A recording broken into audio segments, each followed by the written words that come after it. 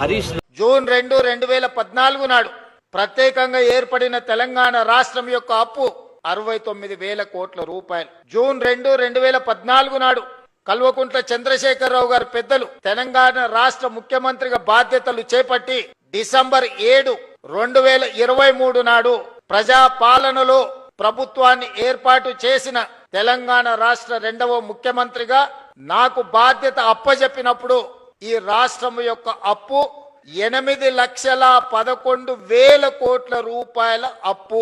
అక్షరాల 18 మంది ముఖ్యమంత్రులు దాదాపుగా 60 ఏళ్లు 69,000 కోట్ల రూపాయల అప్పు చేస్తే కేవలం ఒకే ఒక్క కుటుంబం కల్వకుంట్ల చంద్రశేఖరరావు గారి కుటుంబము 7 లక్షల కోట్ల పైగా అప్పు చేసి రాష్ట్ర విభజన జరిగినప్పుడు 16,000 కోట్ల రూపాయల మిగులు ధనిక రాష్ట్రంగా తెలంగాణ రాష్ట్రాన్ని శ్రీమతి సోనియా గాంధీ గారు, శ్రీ మన్మోహన్ సింగ్ గారు మనకు అప్పచెప్పితే అప్పుల ఊపిలో నిండా ముంచేసి మళ్ళీ లేవడానికి కూడా అవకాశం లేకుండా మన మీద మన్ను గప్పి అప్పుల్లో నిండా ముంచి అప్పులు తప్పులు చేసి 8,11,000 కోట్ల రూపాయలతోని బాధ్యత అప్పచెప్పింది. ఎన్నికల సందర్భంగా 6 లక్షల కోట్ల రూపాయల అప్పు ఉందని మేమంటే కాంగ్రెస్ అబద్ధాలు చెప్తుంది, 4 లక్షల కోట్ల అప్పు కూడా లేదని బుకాయించే ప్రయత్నం చేసిండు. సరే అరాకొరా ఏమైనా చంద్రశేఖరరావు గారు అప్పు చెప్తుండేమో అని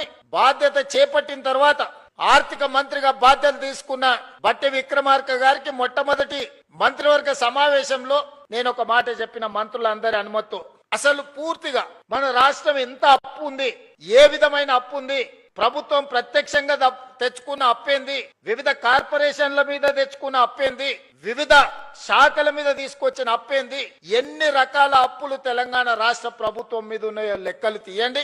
ఆర్థిక శాఖలో పనిచేస్తున్న అధికారులను పిలిచి కూర్చోబెట్టండి.